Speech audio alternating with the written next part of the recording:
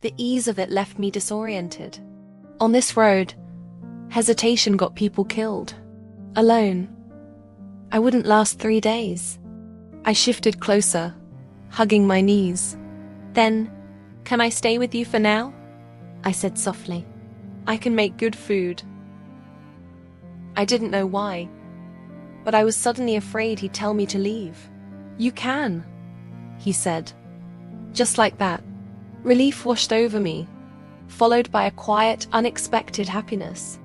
Inside him, the faint disappointment sparked by the word leave faded as well. She cooked well. She talked to him. Everyone else either tried to trick him or kill him. The rest were boring. "You're not bad," he said, arms crossed, delivering the verdict like a seasoned adult. I still worried. "If we go together and they realize I'm missing, won't they detain you?" He pointed to the monster materials tied behind the wagon. "Use those. They're yours. It's fine. And the payment? The auction house or the count might lie to you." He remained solid as a rock. "People who reason with me don't die." "Right." I stopped arguing. At last, the weight lifted. "You're happy?" he asked. "Yes," I said honestly. "Thank you, Eirik, I think. I can start a new life." Her focused gaze made the fur along his back itch again. He leaned away slightly, ending the conversation. He hadn't done anything special. She had simply decided to be happy on her own. For days, there were only 2 figures on the road. Then, at midday, the world remembered how to be crowded. A merchant caravan rested beneath green shade, laughing, trading, alive. I hadn't realized how much I'd missed ordinary people until I saw them. Curiosity stirred. I hesitated, then asked Eirik if we should stop as well. He glanced at me, then nodded once. A mercenary company of 2, hauling 2 wagons piled high with goods, including a conspicuously displayed set of monster armor rolling openly along a bandit-infested road, was bound to draw attention. The merchants studied us carefully, but no one chased us off. Before long, a man who looked like a steward approached with a practiced smile. His gaze lingered on Eirik. "We're a caravan bound for Oak Ridge," he said cheerfully. "Where are the 2 of you coming from?" Eirik remained silent.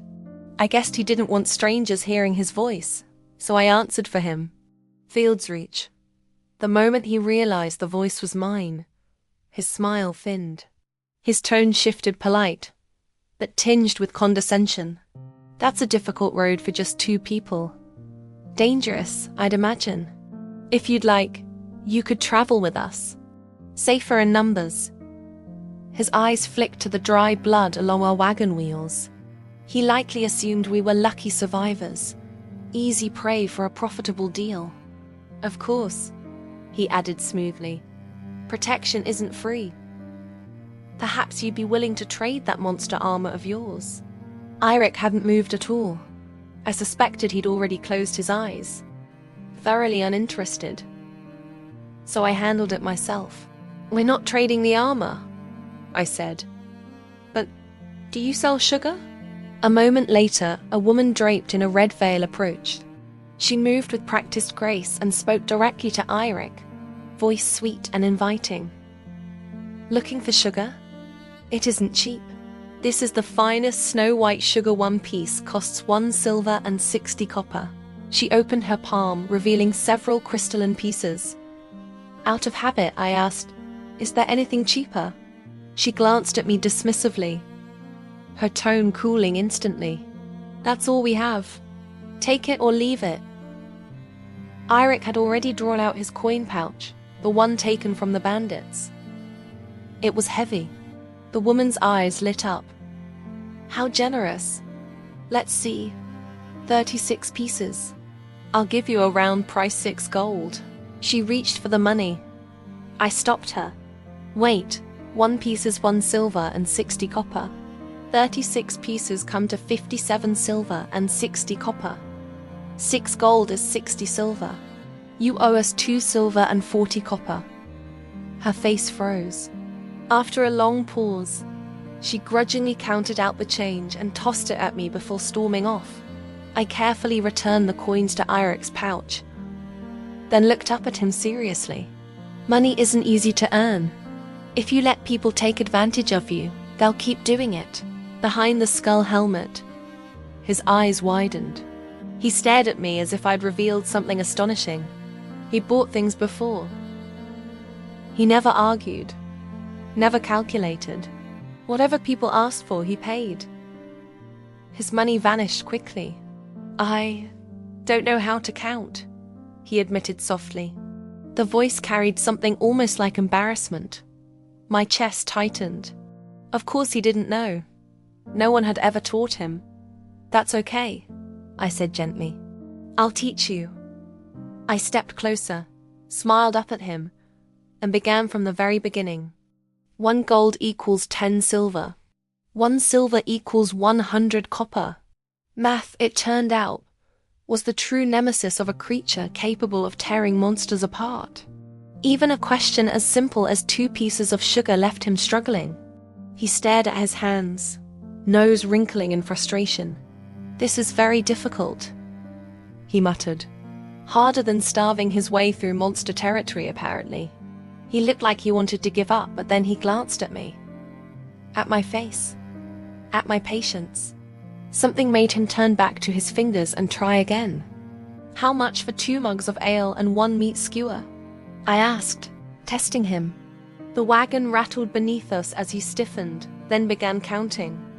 85 copper, he said at last. That's right, I praised. You're really smart. He immediately crossed his arms. That was easy, he said coolly. Ask another. If not for the slight lift of his chin, I might have believed him. I gave him a harder one.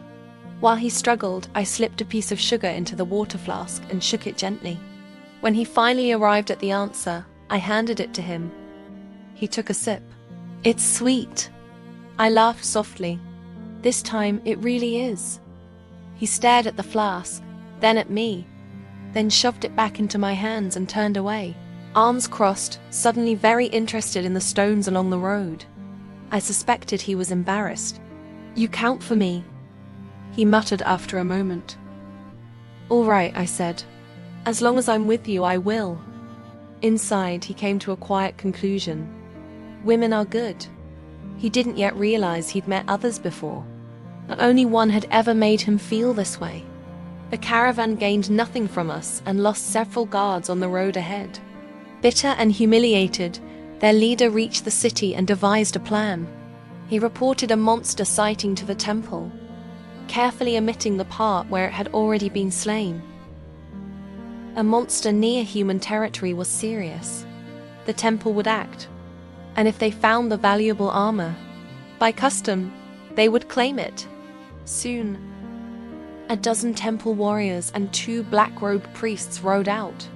We were crossing a jagged field of red stone when Irik suddenly straightened and glanced back. Then the thunder of hooves echoed between the rocks. They surrounded us, swiftly disciplined, armored, nothing like bandits. The priests' gazes sharpened the moment they saw Irik. A monster, one murmured. I thought. So they came for the armor. Then he continued. A monster disguised as a man. I've never seen such a thing. My heart dropped. They weren't after the goods. They were after him. Before the priest could finish speaking, a young warrior lunged at Irik with his blade raised. He was nothing like the bandits we'd faced before, fast, disciplined, and vicious. He dodged Irik's first 2 strikes cleanly, movements sharp and practiced. What startled me wasn't the warrior's skill. It was Irik's hesitation. His attacks slowed. His movements carried restraint, as if he were deliberately holding back, as if he didn't want to kill them. That moment of hesitation was all it took. 2 more warriors joined the fight, boxing him in. They ignored me completely. Then the meaning of a monster disguised as a man hit me, hard and cold. I stared at Irik, understanding and fear tangling painfully in my chest. Seeing him surrounded, I took 2 instinctive steps forward. A warrior behind me snarled, "Get out of the way, human." He kicked the side of my wagon. I screamed as I was thrown to the ground. Irik's head snapped toward me. Whatever lay behind that skull helmet changed. He let out a low, feral growl and suddenly really moved. He broke through the encirclement in a single explosive motion. His leg lashed out like steel, clearing space, and in one bound he leapt over the wagon. A massive hand caught me mid-fall, lifting me as if I weighed nothing. "Don't let him escape," someone shouted. Irik turned and kicked one of the wagons. The loaded cart flipped end over end, crashing into the charging warriors and buying us precious seconds. But more were already closing in from the other side. The road ahead was blocked. Irik stopped, his voice young, frustrated, genuinely troubled cut through the chaos. "I don't want to kill you." There was a stunned pause. "What?" One female warrior scratched her head, glancing at the priests. Did it just talk? The older priest stepped forward, eyes sharp. "No. I believe he is. A hybrid. Monster and human." "A monster breeding with humans?" Someone sneered. "Disgusting. Capture it. Let's see what kind of thing it really is." They spoke of him like an oddity, a curiosity, a beast. Irik tightened his hold on me. "I don't want to kill you," he repeated, anger finally seeping into his voice. "Move." They didn't. Pride does not retreat, especially when clad in holy armor and convinced of righteousness. The battle escalated. 4 elite warriors activated a forbidden technique, something that burned their own life force. A crushing pressure slammed down on us like a collapsing sky. I clung to Irik's shoulder, gasping, my chest screaming in pain. Blood rose in my throat. They struck me deliberately. That was the moment everything snapped. A raw, ancient, wild, and primal tore through the air and shattered the pressure like glass. Irik's clothes ripped apart. White fur burst through the seams. He tore free of the restraints by brute force alone, wounds opening across his body. Blood streamed from a deep gash in his chest. He wrenched the blade from his side and hurled it back. It slammed into a warrior's shoulder with brutal precision. "Here," he said flatly. "Take it back." Warriors lay groaning across the battlefield. Only the 2 black-robed priests remained standing, pale and shaken. Irik walked toward them with me in his arms. I remembered something he'd once told me. His grandfather had warned him to avoid those in black robes. Blood still poured from his chest, yet his tone was oddly practical. "The wagons," he said. "They were meant to go to Pudara. A count is waiting. The Golden Lion Company took the contract." He paused. "You take them. I'm done." And without waiting for an answer, he leapt away. Behind us, the battlefield fell silent. "Did he just tell us to deliver his cargo?" A female warrior muttered. "He made his enemies do the delivery." Another groaned. "Why didn't he kill us? There are priests here." Someone yelled in disbelief. The priest said nothing. Irik didn't stop running until we were far beyond pursuit. He finally slowed in a sheltered hollow and set me down. "I could have beaten them," he blurted out immediately. I was holding back. I rubbed his arm soothingly. "I know, you were amazing. They're all still on the ground and you ran this far." But he wasn't appeased. "I'm not afraid of them," he insisted. "Grandfather said not to fight priests, that they attacked first." I looked at the blood still seeping from his chest. "Let's treat the wound," I said gently. He sat on a rock, glanced down, then stubbornly crossed his arms. "It's nothing." I noticed blood along the edge of his skull helmet and felt my chest tighten. "Can you take it off?" I asked softly. "I already know." He didn't move. "I think I saw you once," I added carefully. lifting my hands to the sides of the helmet. May I? Beneath it was a sharply defined, strikingly handsome face, strong lines, calm features, unmistakably adult. Only the ears gave him away. White, furred, unmistakably not human, standing stark against the rest of him. He tried to glare at me. It didn't quite work. Without the skull, he looked less terrifying and heartbreakingly vulnerable. I held the helmet, my chest aching with tenderness. We fled. The temple's pursuit followed us relentlessly. The second time, Arik learned he didn't fight. He ran. His stamina was monstrous. He ran mounted hunters into exhaustion, circled back, and snorted mockingly once their horses collapsed. I used to run for 3 days, he said proudly, pushing the helmet back on his head. They can't catch me. They couldn't, but they wouldn't stop. The land grew colder, the terrain harsher. The third encounter came with fewer pursuers and a mounted archer. She fired. Eirik caught the arrow midair. Then, without warning, he charged them. He knocked over the lead horse, yanked the archer down, snatched her bow and quiver, and ran. My bow! It was new! She screamed behind us. He shoved the bow into my arms. She's smaller, he said matter-of-factly. You can use this. I froze. He remembered. Not as a trade, not a necessity, a gift. My vision blurred as warmth surged through my chest. I hugged his neck and kissed his cheek before I could stop myself. Eirik immediately tripped and face-planted into the dirt. He scrambled up, stiff and mortified, shoved the bow back into my arms and bolted ahead.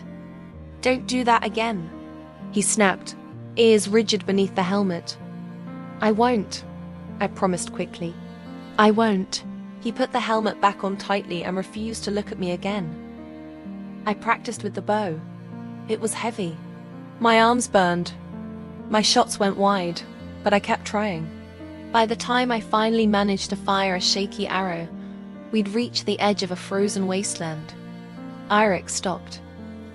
I have to go back, he said quietly. The north? I asked. He nodded. You can't survive there. I stared into the fire. I don't know where else to go. The world was vast. And somehow, the only place that felt like shelter was standing right in front of me.